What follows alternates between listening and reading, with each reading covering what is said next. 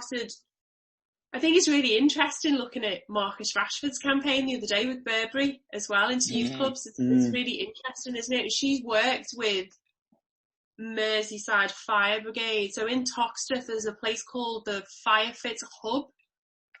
She project managed that and built it, and used to be I don't know whether she was director of that, and she was seconded from the fire service, and she's also worked with young people for 15, 20 years.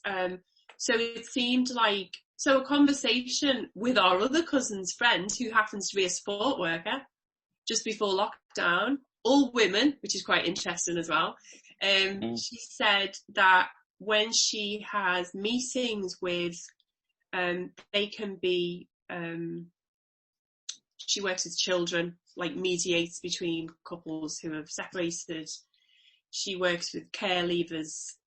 And it wasn't until my cousin Sarah asked her, where do you meet them? And she said, oh, well, there isn't a designated space, so I'll meet them in a coffee shop, or we'll go to a park. And this was in March, the beginning of March. And so her idea was, okay, why don't we create a dedicated space that feels like it's primarily for them and for support workers. Yeah. But also we'll make it a space where people can deliver. It sounds quite dry when you say deliver talks about your careers. It's not meant to be like a careers hub in the traditional sense, but the idea that, I think she's just got somebody today to agree to just like a video where they talk about their job. Obviously now it's about delivering that in a digital way.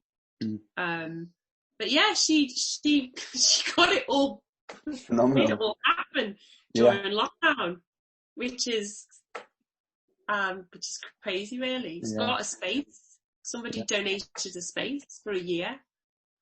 They donated Wi-Fi, you name it, all of these things. And she had when it launched the week, she had about 40, 50 young people booked in the first few weeks, and I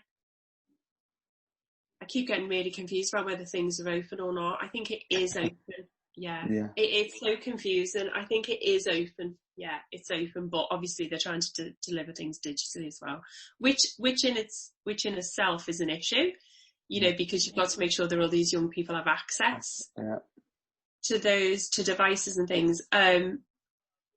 I don't think we're under any illusions that it's going to be difficult to get these young people into a job. I think it's going to be really difficult.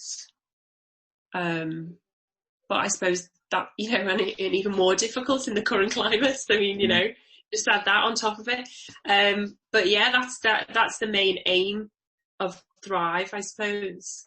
Sounds phenomenal. And having 30 to 40 kids, young people come and use the service already is really, really great. Yeah, I was actually quite surprised because, you never know with a new venture where it's going to go. But actually, I think also it struck a chord with the support workers. They realise now they have a space. And actually it feels like, I think part of it is, it's a really lovely space. Part of it is that it belongs to them, which makes it even more special. But yeah, the support workers are very excited about it. So yeah. Yeah, it really struck a chord with me just because, I think care leavers, you don't hear much about them, but, it's a massive, I can imagine them being one of the most worse off when in terms of young people.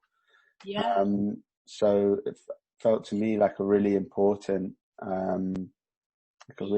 initiative. And also from my perspective, of course, I teach, don't I, at university? So I teach the students who've gone through this system, mostly with support, not everyone has support, who've gone through this system within education and got themselves to university. But I remember back when I was studying, Gary Aston from Adidas. Gary was in the year below me at university up in Preston. In those days, the course leader would give somebody a chance. You'd come to an interview and speak to them, and you'd maybe